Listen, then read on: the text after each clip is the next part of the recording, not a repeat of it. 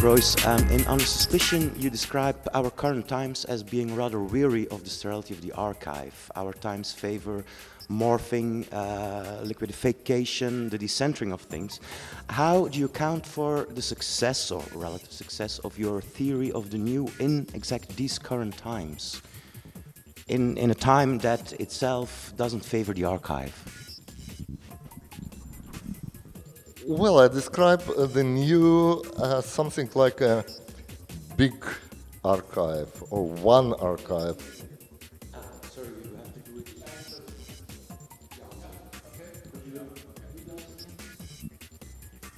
So in the book on the new, I describe the archive, so big archive, unique archive, one archive. Yeah. But in fact, you can multiply the theory. And to say that we have many, many, many archives that are very heterogeneous, that are very different. Because, for example, here the museums are different from the Chinese museums, or from Latin Americans and so on. And every museum is different from the other museum. So the theory remains valid from my point of view, but not as a theory of a unique archive or a universal archive, but a theory of a relationship between any individual archive and the space outside of it. Yeah, and these archives can be very different, very heterogeneous, in fact. Yeah. Mm-hmm. Okay, thank you. Yeah, sure.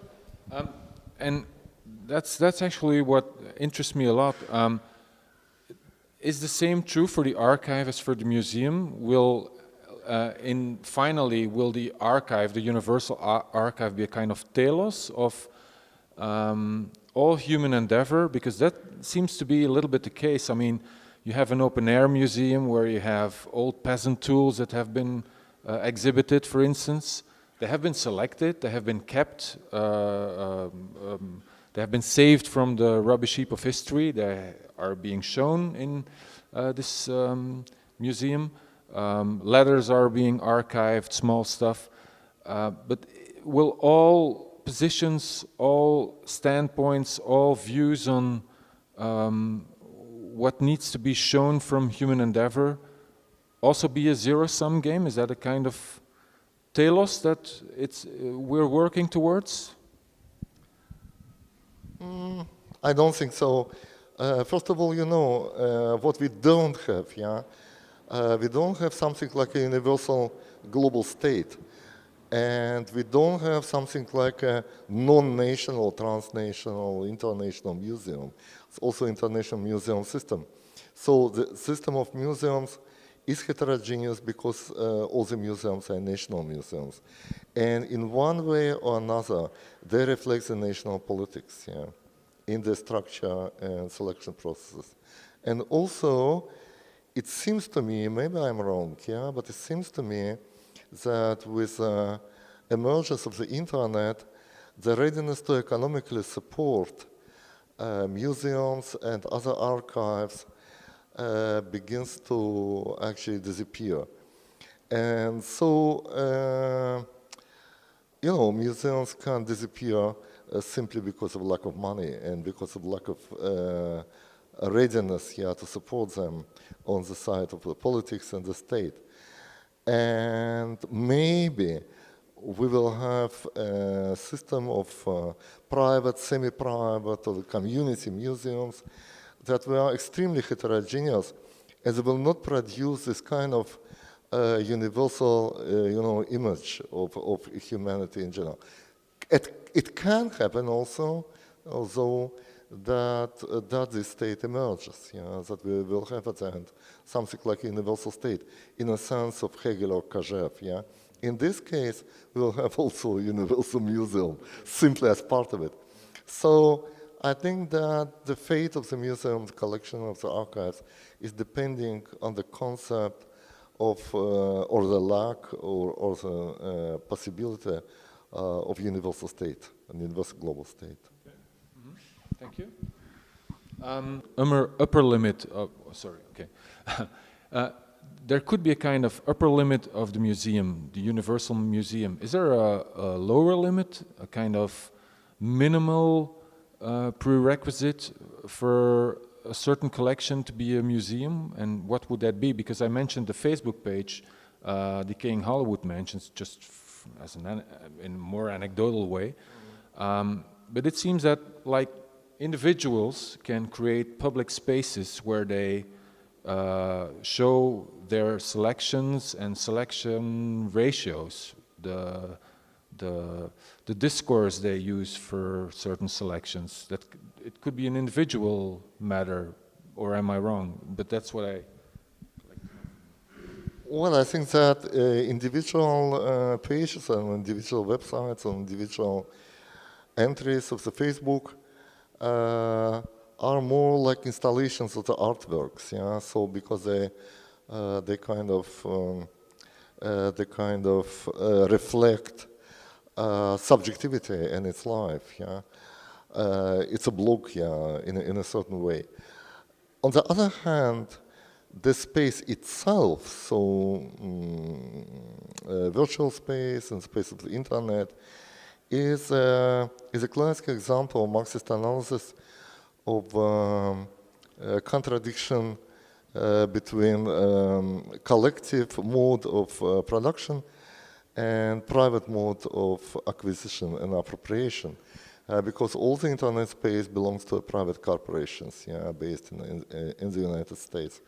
So I'm not very optimistic and not very idealistic. I'm rather skeptical about the internet.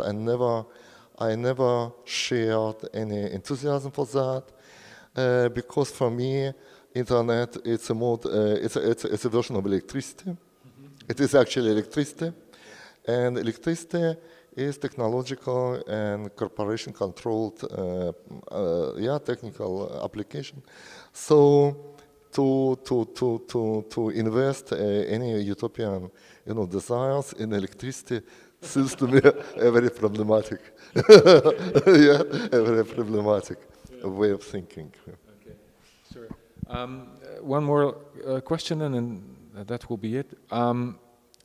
So, if that individual initiative would be a kind of installation art, there maybe is a kind of institutional bottom line, a kind of institutional minimum that is required for something to be called an archive or a museum in your terms.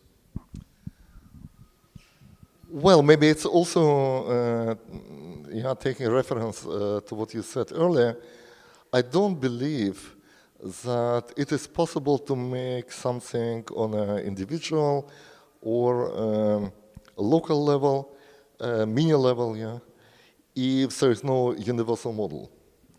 So you have to have a universal model, and then you reproduce this model under specific condition under which you are working, and with specific goals you want to achieve.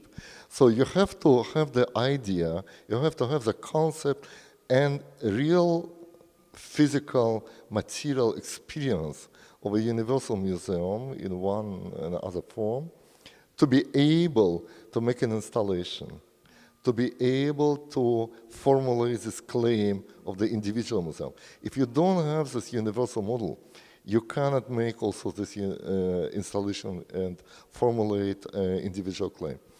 And that means that if it happens that this model disappears and dissolves itself completely in something like Google, which is actually a very interesting thing, because it's a machine for erasure of historical consciousness, yeah, because it makes everything that was diachronic, it makes simultaneous, yeah, and it is what actually Wagner wanted to have, yeah, that time becomes a space, yeah. So that is Google actually.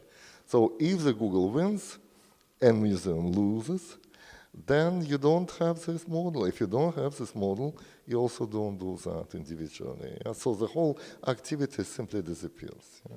Okay, thank you very much. That's nice. A nice note to end on. Okay, thanks. Have a nice day. Are you going you're staying here in Amsterdam? No, I go away tomorrow. Okay, damn. I go away tomorrow. I go back to Weimar. Yeah. But if you come sure. Berlin, Yeah. so it will be in Berlin in February and also in Berlin in March. Okay. So this is Congress of Former West. Okay, I just saw the ICI. ICI event. is there.